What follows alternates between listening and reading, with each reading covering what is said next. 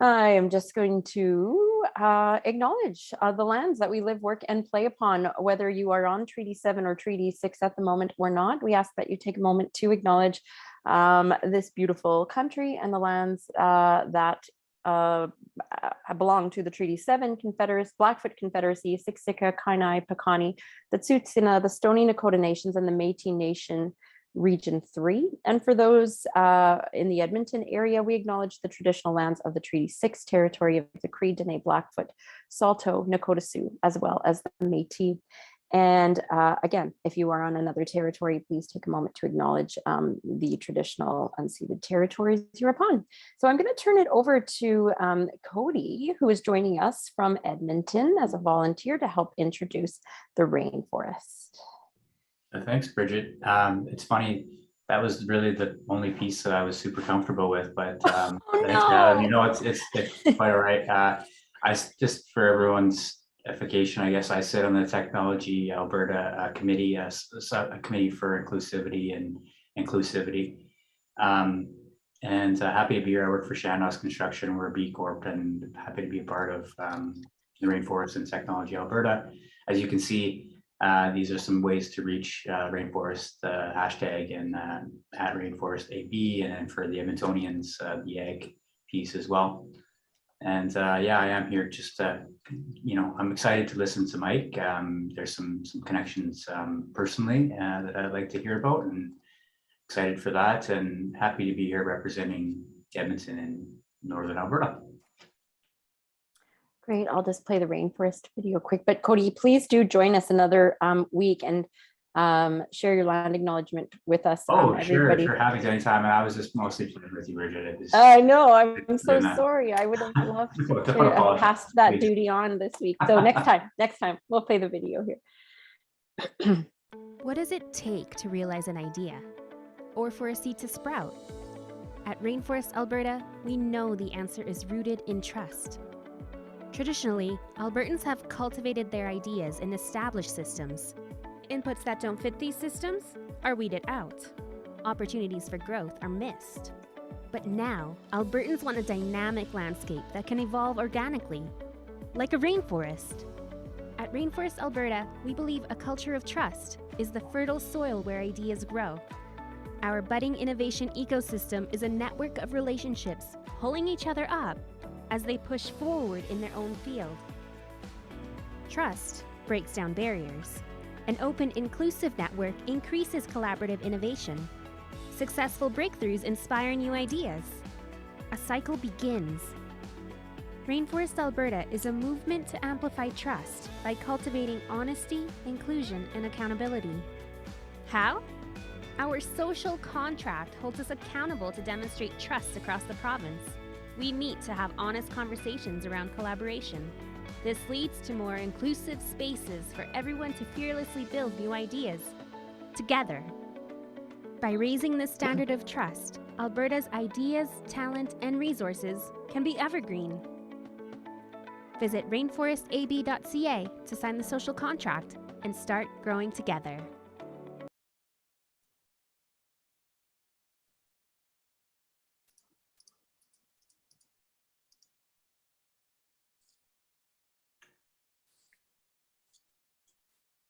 I'm sorry, Bridget. And this is something I looked at, and Sure. I thought it was a nice breakdown and depiction, but I'm not quite as familiar as you would be. So yeah, no problem.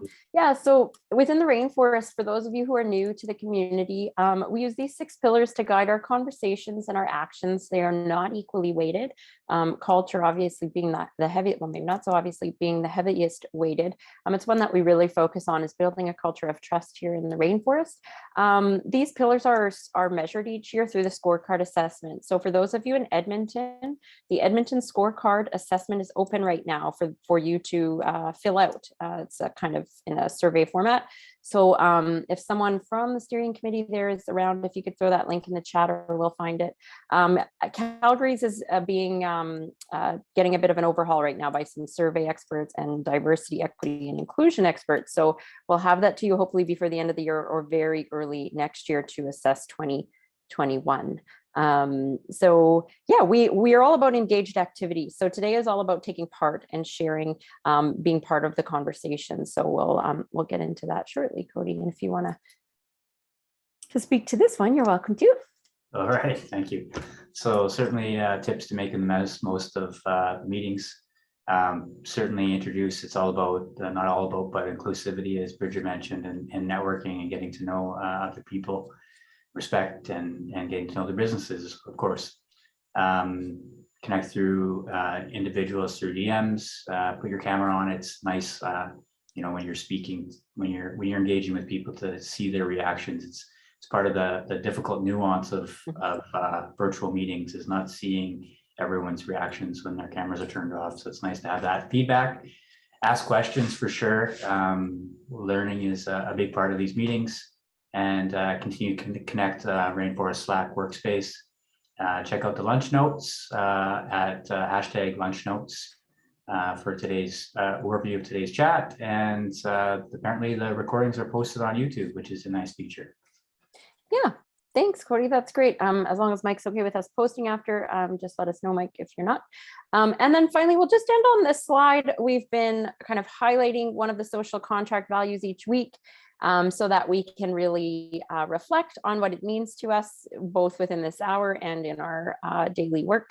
So trust is really the most important aspect of the Rainforest movement. It should be at the top of the list, really. So I will give trust to others before expecting trust in return. Or, view this word however you wish to. You don't have to use this definition, in my opinion. But we're all here to learn from each other. And so please open up and share, and we'll have a great hour connecting. I'm going to stop sharing that. Please feel free to make any comments in the chat on that value of trust if you care to, what it means to you or how you express it on the daily. Okay, I am just going to find a quick something. Why is this? Oh, I just closed right out of my email, and now I don't have my formal bio of Mike, who is here, deBoer with Leveling Up. So that's okay, Mike. Maybe just on a personal note, Mike and I have been working together in a peer community group, just of like-minded individuals who believe firmly in community. And so I've gotten to know him a little bit there, and I'm really excited to hear his story of leveling up. But boy, I wish I had that bio up, because as I was reading it, you've received awards for the strongest man. Yeah, and I can actually share a little bit about that later on in my journey story. But yes, awesome. Okay, well, Mike, I'm going to turn it over to you. I'm pretty sure Amber's made you co-host if you have slides to share. Looking forward to hearing your story. And for those of you in the audience, please throw your questions in the chat or throw your hand up, and we'll have plenty of time to pick Mike's brain on his journey.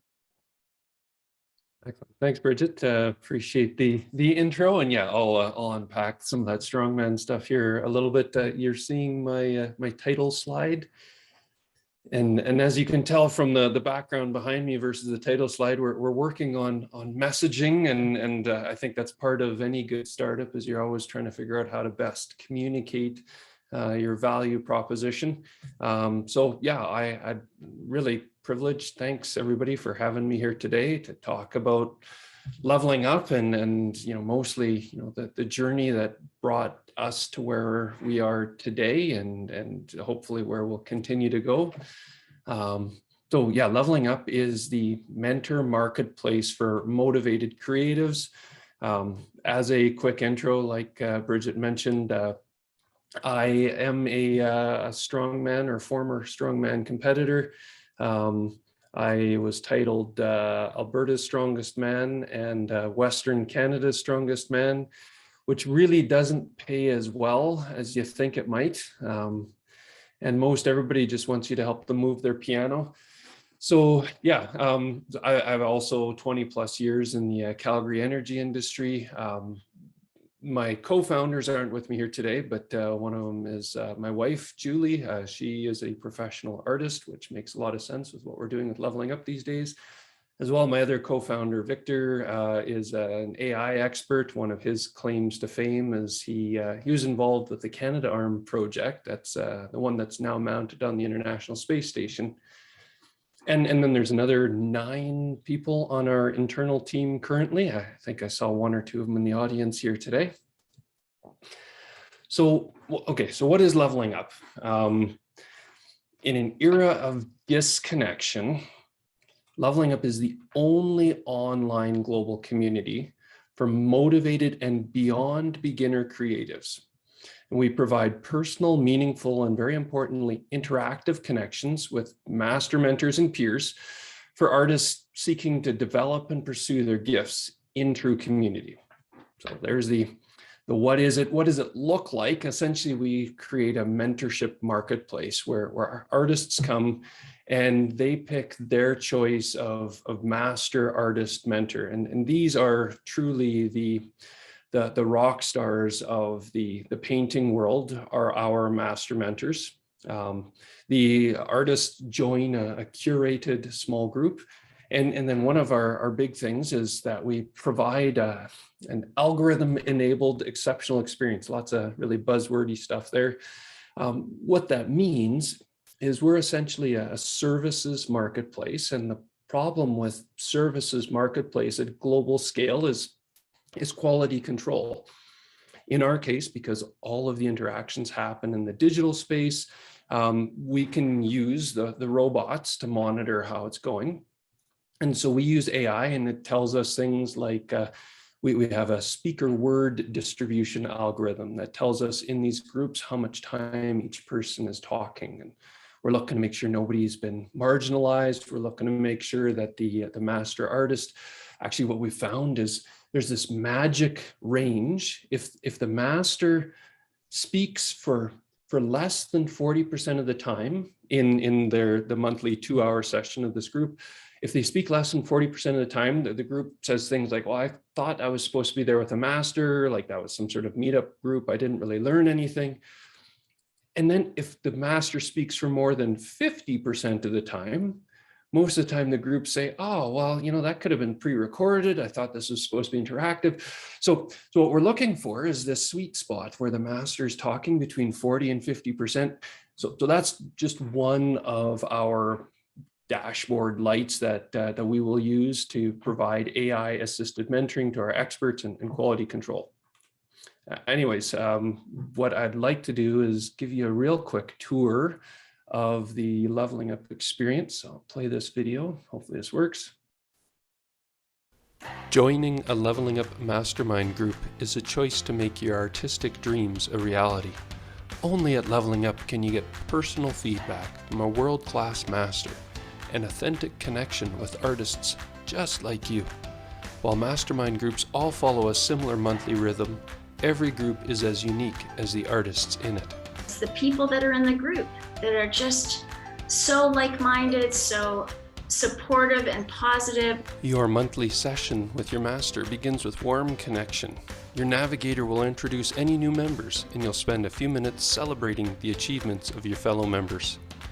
The first half of each session is spent in review of the homework your master artist assigned at the end of your last session. Everybody brought different things to the table. We were all artists in different mediums at different stages. The second half of each session is teaching that responds to you, to the info you provide in your new member profile form, to the group discussions, and to the questions you ask. At the end of each session, your master will give you a homework assignment to work on until you meet again next month. It is truly building a community. It's building those relationships. Your navigator will support and guide you as you connect with your group between sessions. Oh, I would definitely say just jump in with both feet and just have fun.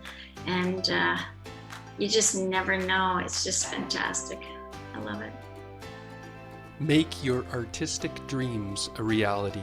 What are you going to create with your Leveling Up experience?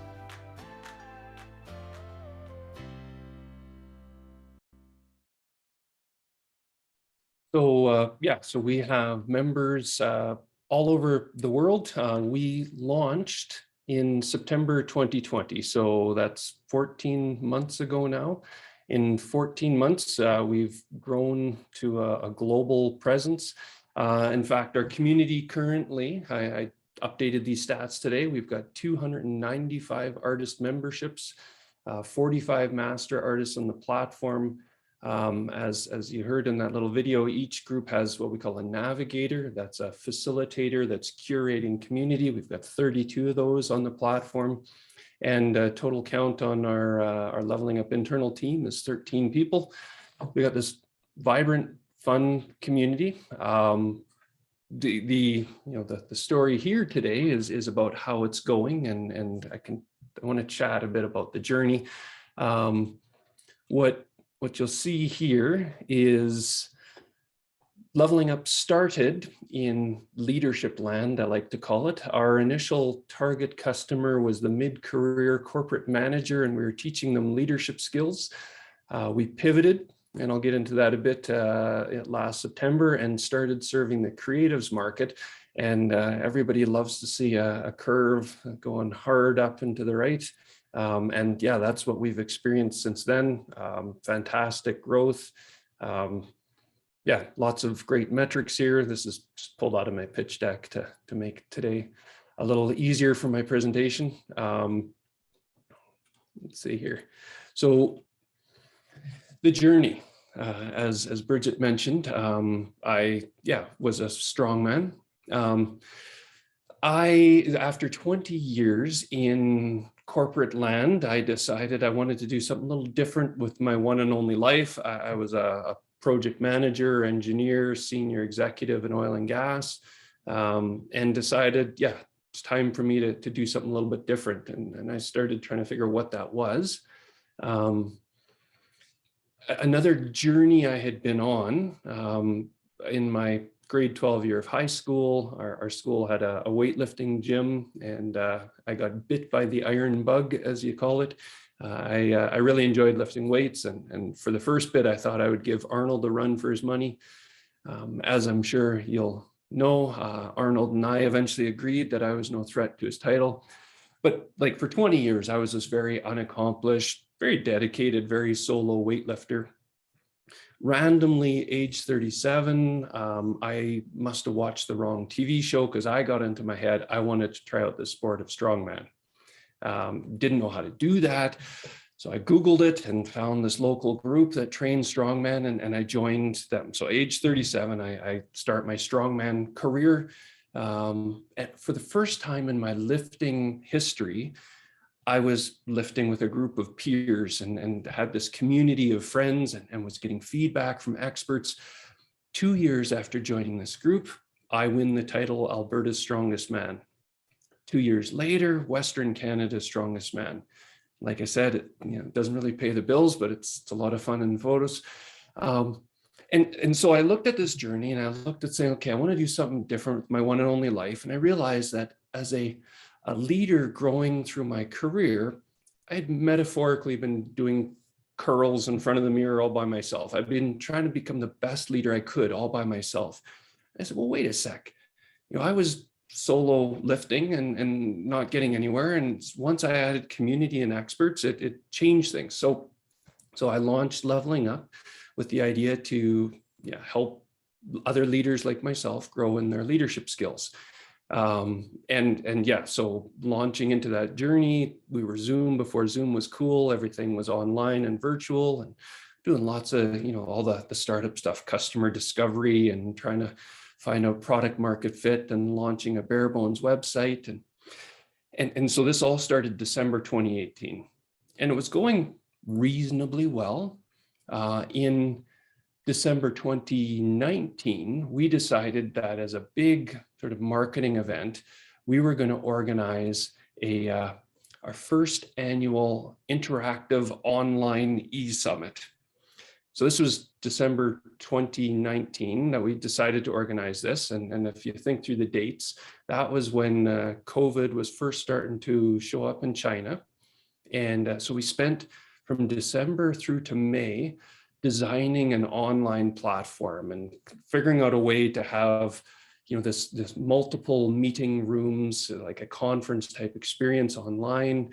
We were recruiting speakers and having them test drive their presentations with us. John Mattone, world's #1 executive coach, was our marquee speaker. We thought, okay, this is going to be a fantastic event. We'll put Leveling Up on the map. We did all sorts of customer conversion math and said, okay, well, how are we going to afford this? And we're going to, I can't remember the numbers, we'll get 100 conversions out of this so we can afford to pump a bunch of money into this. So if you think through the timeline, in March, lockdowns started to happen. We're working hard on this through April. By the end of May, when we do our summit, the first Zoom fatigue was starting to set in with the population, back when we thought we knew what Zoom fatigue was. And unfortunately, we didn't get the attendance we were hoping for. We had about 200 people, which was great. We had 200 people out, so fantastic. We got, I think, about 2 conversions. And shortly following this event in June, 100% of our leadership market customers told us, Mike, love what you're doing at Leveling Up, but I can't justify leadership training right now in my career. I have no idea where my job is going. My employer has zeroed out my training budget, all sorts of great, very valid reasons. And they said, we'll be back. Just keep doing what you're doing, Mike, and I'll be back someday. As a startup, we couldn't sort of sit back and say, okay, what's going to happen? We're going to lay down and die or wait for people or what? So we said, no, we think we are on to something with our model. But I want to share something that I learned in my project management career. There's, to my way of understanding, there's 3 kinds of knowledge. There's the things you know, the things that so those are the knowns. There's the known unknowns, the things that you think might happen. And so those are risks that you mitigate with your knowledge. And then there's the unknown unknowns, that boatload of things that you have no idea. Quick story to explain what this would look like. My 16-year-old daughter has her driver's license, drives our Nissan Pathfinder to school. So the knowns for her, she knows how to drive to school. She knows the route. The known unknowns, well, she doesn't know if a vehicle's going to swerve in her way or whatnot. Somebody's not going to stop at an intersection. So she knows to slow down and monitor other vehicles. In her case, the unknown unknowns were the deer that decided to cross the road in front of her one dark morning. And she decided she wasn't going to run over the cute little deer with the little horns. And she swerved really hard and managed to roll our Nissan Pathfinder. And she fortunately walked away from it with hardly a scratch on her. So yay for airbags. But so for her, the unknown unknowns was that there might be deer on the road. Now they're known knowns. For us, back to the Leveling Up story, the unknown unknowns for us was what market would fit what we're doing. We think we've got a great product, but we have no idea anymore with COVID hitting what market would fit. So this is the throwing stuff against the wall phase of Leveling Up. We decided we were going to test like 5 different market verticals and see what stuck. Unknown unknowns. We have no idea what the world needs anymore. So we tested 5 different market verticals. We tested fine art painters, which long story short worked well. Church leaders, small business owners, HR professionals, more testing with the mid-career manager vertical. These were all verticals that we knew something about. There was somebody in our team who had knowledge in these areas. So we tested hard, we attended conferences and launched pages and had product ready to sell. And in September 2020, the fine art painting vertical, after a couple months of prepping and testing, that vertical took off like a rocket. By October 2020, we had planned to run this test for a few months, but by October 2020, we said, okay, test done. Like this fine art painting thing is taking off like crazy. Nothing else is really getting comparable traction at all. So we leaned in hard to that vertical. And so from September 2020 to today, Leveling Up has been helping artists grow their technique and their business skills in that vertical. And as you can tell, the logo changed a little bit and continuing to work on rebranding. And our vision now is to establishing a beachhead market with fine art paintings with these visual artists. Our plan is to ultimately become the mentorship marketplace for the world's creatives, and to do that in a strategic fashion. Starting in January, we're going to do some stealth mode testing, which I guess I need to rename because I keep mentioning it, so it's not very stealthy. We're going to do some testing of 3 different verticals. We're going to test the singer-songwriter vertical, the photography vertical, the nonfiction author vertical, and see what happens. This is the unknown unknowns. We're going to throw some stuff against the wall, see what we can learn. And then ideally a year from now, 1 or 2 of those verticals get launched in force. And then as we grow, we're going to stagger and stage these new verticals and grow to the world's mentorship marketplace. So, okay, so there's the story. With the idea of Mike is here to I guess, thank you for your trust, which I have not yet earned, but you've given freely. Thank you. I will hand back some free help. So be careful, you get what you paid for. I am not yet the leader or founder of a unicorn scale startup, but I'd like to think I've learned a few things, or I think I've learned a few things. So happy to share those and to continue the conversation and breakout rooms afterwards. And before I launch into these 5 things, these are all things I was told when I started. So if you are a new founder here, I'm probably not the first one to tell you these things. I heard them myself, and I guess I was too thick-headed that they didn't sink in for me until I had to learn these lessons the hard way. I hope for some folks here that you don't have to learn lessons the hard way. So point number 1 for me is traction first, then pitch. I really fell in love with the pitching thing. Great idea, figure out how to present it well, your 12 slides, make sure that you stagger them and you tell a great story. And without even having launched a product yet, you can get funds and you can get investors. But the long story short is pitching becomes really easy when you've got traction, when you've got a business that's operating, because a startup is fundamentally, you're just trying to build a great business, a business that nobody else has done before, but you're trying to build this great business. Build the elements of that business, get it started, traction first, then double down on pitching. Second one for me is that product market fit feels different. When we were in leadership land, looking back, I spent all my time pushing. We were trying to convince customers to buy. Now we're trying to convince, not too many, fortunately, but trying to convince some customers not to buy. No, you're not the right fit for what we're doing. Our product is a little bit different than what you're looking for. It's gone from push to pull.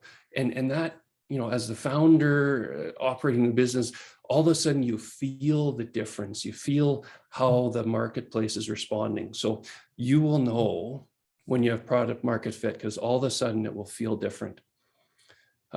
Another big thing that I've learned is that great products fail in a red ocean.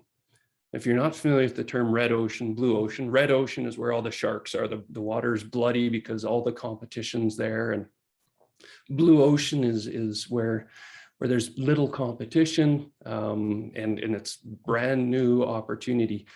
In leadership land, that was a red ocean. That's such an incredibly busy market, so many other competitors there. We have a good product, but we couldn't make any headway. We had no brand, we had no marketing budget, we couldn't get headway in that red ocean. Fortunately, with the artist vertical, we found a blue ocean. So we're making great traction now that we have found that. Another piece of wisdom love to pass along is selling everything essentially means you're selling nothing. When we started in leadership land, I I looked and said, oh, there's so many skills I could have learned and would love other leaders to learn, everything from empathy to listening to how to manage a meeting well, how to be a good project manager, how to lead a startup, how to, like, the list goes on and on and on. And so we had executive coaches that are experts in all these different fields, as many executive coaches back then on the platform as we have master artists on the platform now.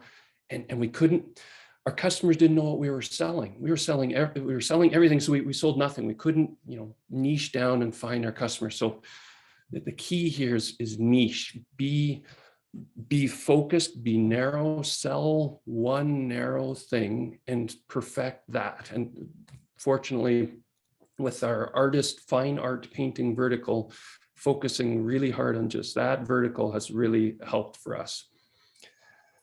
And then the final piece of wisdom is measure everything. And what this is all about, and I'll just give you the quick peek as to what measure.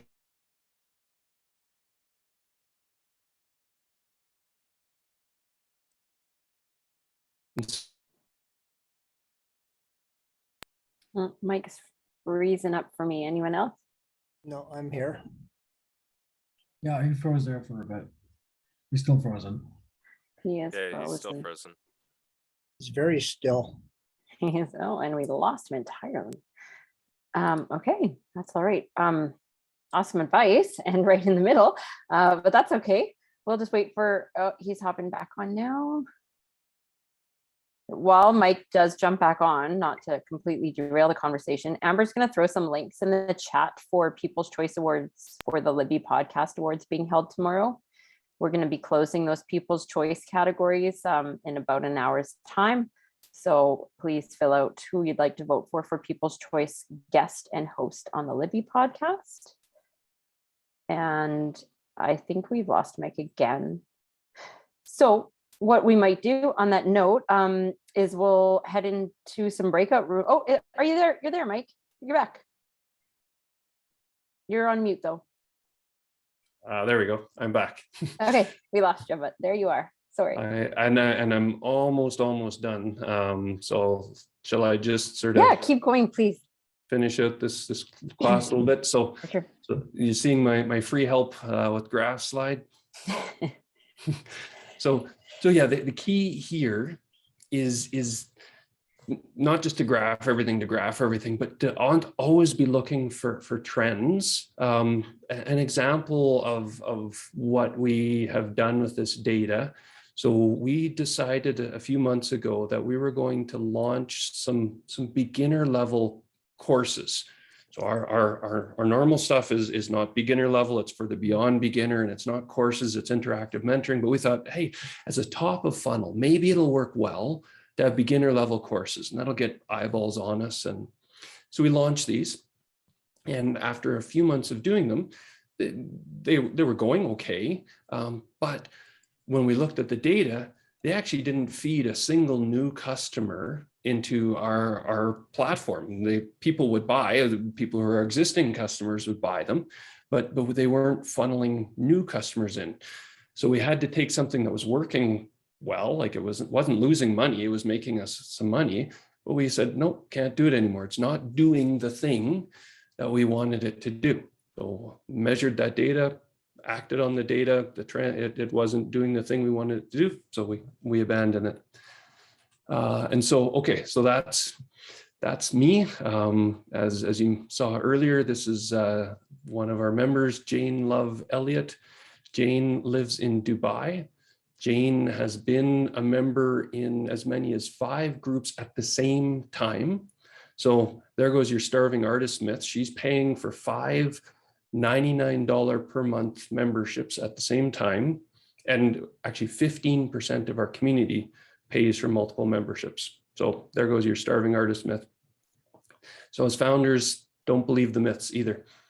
Yeah, so that's me. Awesome, Mike. Thanks so much for sharing your story and for offering that advice. I think they're getting a lot of nods in the chat. We'll head straight into some questions. Don't know if Jade did step off or not, but he did have a question about NFTs and if you're starting to promote or sell some of the artist's work as NFTs. So NFTs are related to digital art, digital works. At the moment, our niche is fine art painting, so physical paint on canvas. We definitely intend to expand into digital art in the future, in which case NFTs will be relevant. So in the vein of keeping narrow for now, that's something on our radar, but not something we're doing right now. Awesome. Lots of encouraging words in the chat, so you can check those out, Mike, when you have a moment. But any questions for Mike? If anyone wants to unmute, yeah, Pete, go ahead. Hey, Mike, great pivot, by the way, and just a Thanks, tremendous journey, story, and authentic. And I'd like to arm wrestle with you. Done and done. I would not. It's interesting that you're wearing Converse shoes in the one. Like, you don't need foot support in this stuff. Actually, I still work out in those Converse shoes to this day. Yeah, actually, the high top cons are decent foot support. Actually, what you need is something that isn't too squishy in the sole, and Converse are pretty tough in the sole. Otherwise, yeah, the squishy sole would roll your ankle pretty easy. Right. Sorry, that caught my eye. Okay, the Converse girl. Anyone else? Questions? Hi, yeah, just I have a question for Mike. You said good products fail in a red ocean. One would think that would be the other way around. You know, if you have a good product, that you're probably bound to thrive. So, was there any reason for that statement? Maybe I just didn't get the lesson there. Sure. No, great question. So as a startup, you don't have, I don't have a brand that anybody knows and trusts. We're a little bunch of nobodies as far as the market knows, and we have very little marketing money. So in order to get your great product sold, you have to have somebody notice it and somebody trust it and somebody take action.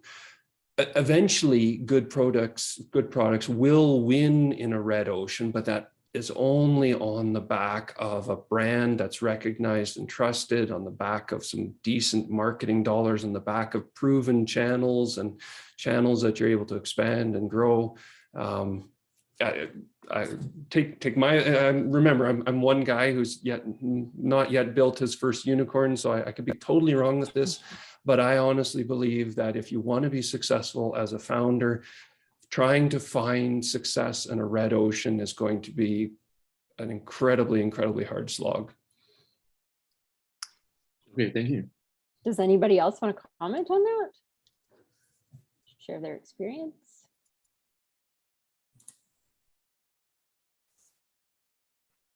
It's okay. At least a pink ocean. Well, if I understand correctly, because not that I'm not there yet myself, but you know, the red ocean's a really competitive market, and often when you get into a really competitive market and you're a new person, you're going to be competing on price. And from what I hear from all the seminars and things that I go to, competing on price is a quick way to the bottom. That's what I hear. Yep, absolutely. No, maybe what you're presenting is disruptive to the point where you can compete on price. That's entirely possible. But yeah, competing on price is always just, we see that even in the oil and gas industry in Calgary, you know, competing on price, that's a quick way to the bottom. Yeah, I can speak from, you know, Shanos is an established company from 1980. In the construction world, you talk about race to the bottom, Mike, and that's where you end up if you're just competing into the traditional sense. So, you know, the blue ocean is important for startups, and I can say we are always pushing the envelope of innovation and looking for that blue ocean, even, you know, 40 years later. So it's we live by that statement. Adrian, do you want to unmute? Sure, I can unmute and I can take my camera off. I was eating lunch. I apologize. Good to see you again, Mike. Eating lunch and lunch without lunch. There's no lunch allowed here. Oh, I'm sorry. That's why I had the camera off. There was no lunch here. No, good to see you again, Mike. I like your story. I like my comment was just about the blue ocean. No, in the book, the first chapter, he basically talks about Cirque du Soleil as the example of a company that identified a blue ocean, and they did so by the circus was a very competitive offering it, I guess, at the time, or I guess the circuit world, like maybe people don't go to that many circuses per year, but by Cirque redefined what circus was, they turned it into more of a show and a performance, and they found a place between theater and circus, and they found a massive market that had been unserved. So they didn't invent theater and they didn't invent circus. They just found people who really liked performance. And it was kind of reframing and tweaking and representing. So I think what Mike did there, looking at all the different markets, that is an example, a slight example of that. But in the book of Blue Ocean Strategy, the Cirque du Soleil is chapter 1 in that book. Awesome, good example. Well, just checking the time here. Why don't we head into some breakout rooms and then everybody can continue to chat about this and other things. Sorry, I see a hand up now. Alan, did you want to add something else? Yeah, well, just quickly, I'm not sure if I totally understand your market. Like I get there are artists and things like that. And I always hear that artists are really poor.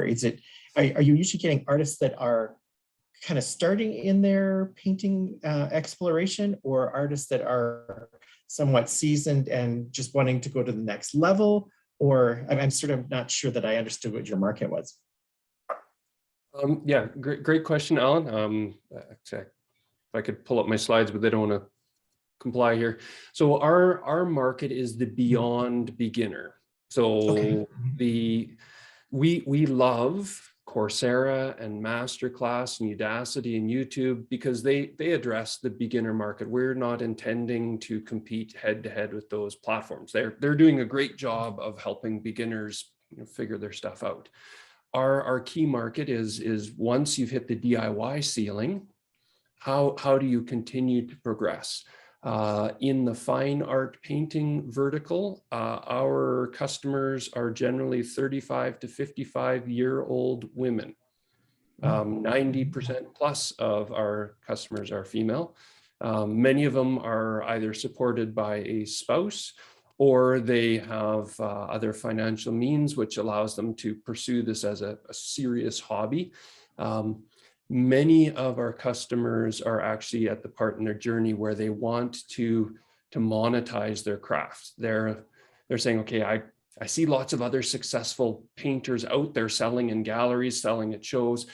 How do I do that? So our emerging tier focuses on the business skills for painters. And as you know, helping people make money is always a good way to convince them to spend money. Chantel, do you want to? Yeah, that kind of relates to my question. I was curious to know, what are you learning about where your customers are really seeing value in these masterminds? Like, is it about connections to other painters, or is it about what they're learning from the master painter, or is it about learning how to monetize? Like, I'm just curious about if that's evolved, or if you came in with an assumption on what you were going to teach and share, and how it's evolving. Yep.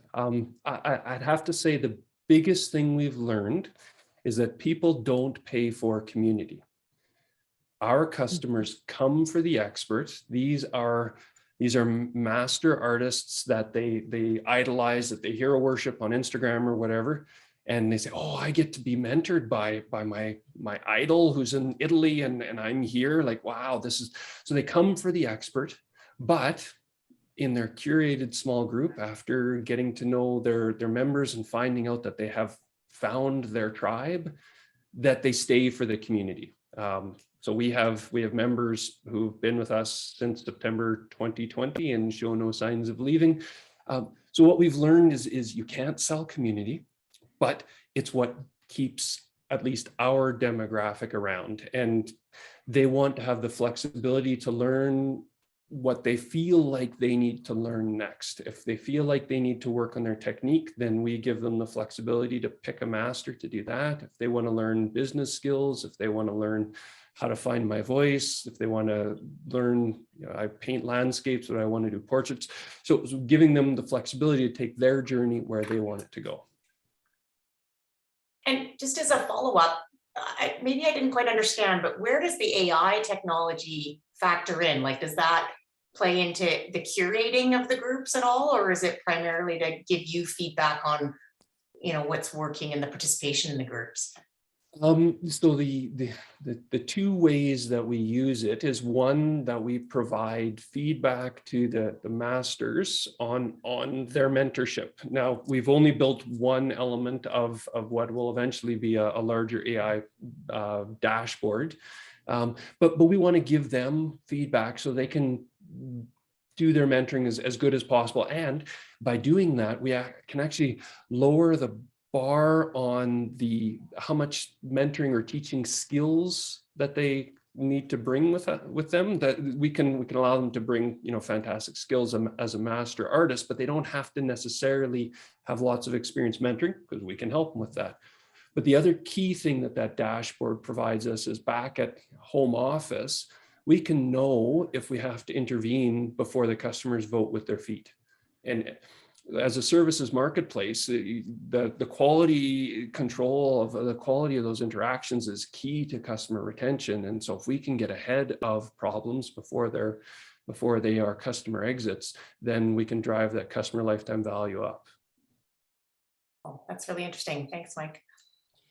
Yeah, thanks, Mike. Okay, we will head into breakouts now, so we have some time. So watch for the button to join your room, and we'll come back at the 5-2 for community announcements.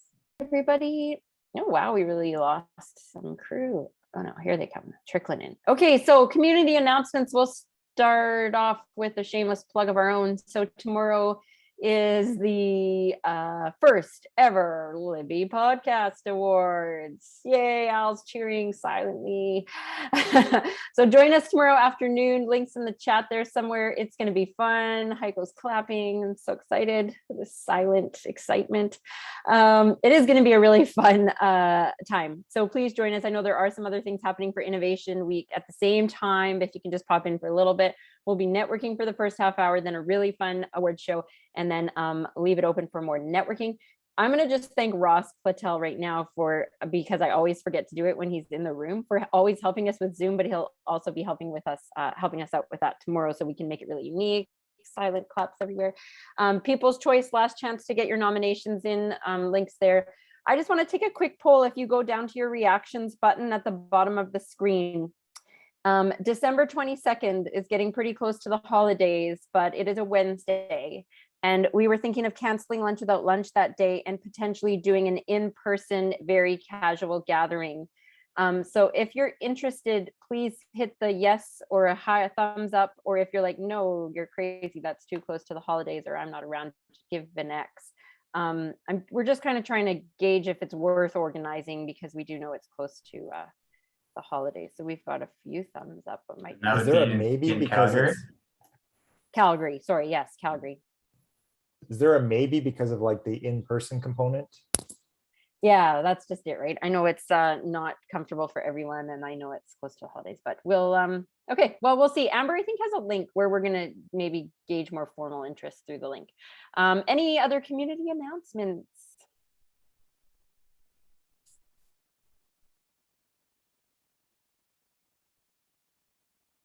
Who's never that silent? I will say, just from Technology Alberta's perspective, that we'll be acknowledging companies that have solid ESG initiatives and B Corp principles over the coming months. So keep an eye out for that. We're going to have some interviews with some interesting companies that are exploring, environmental, social, community, employee benefits. So keep an eye out for that. It'll start in 2022. Cool. Thanks for sharing, Cody. Anyone else have anything they want to share? I do some teaching with 321 Growth Academy, and the organization is turning 5 this year, and so they're celebrating by giving away a free seat at a course of the winner's choice. So you can enter. I'll put the link to the LinkedIn post in the chat. So anyway, just letting everybody know if you want to get some training in sales or marketing, they've got some great courses. They are wonderful. Thanks, Chantal. That's awesome. Some of the leading companies in Calgary, sales and marketing teams have taken those programs, so they work. Carrie's a friend of the rainforest. All right. Well, on that note, it is Innovation Week. High five and thank you to Mike for joining us today and sharing his story. And congratulations to him for being nominated at Launch Party last night. Launch Party was lots of fun. If you were there, 10 great startups featured.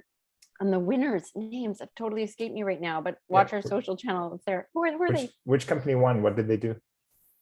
So we've got SOS and Yes. 10 Adventures. Yeah. And Adventures won? 10 Adventures won People's Choice. Yeah, they And, always had tons of people in the booth. I don't know if it's because it's alphabetical or what, but Maybe because everyone's desperate to travel. So they were God, just attracted to it. Okay, well, thanks everybody. Have a great rest of Innovation Week, and we will see you next Wednesday, or we'll see you tomorrow at the Libby Podcast Awards.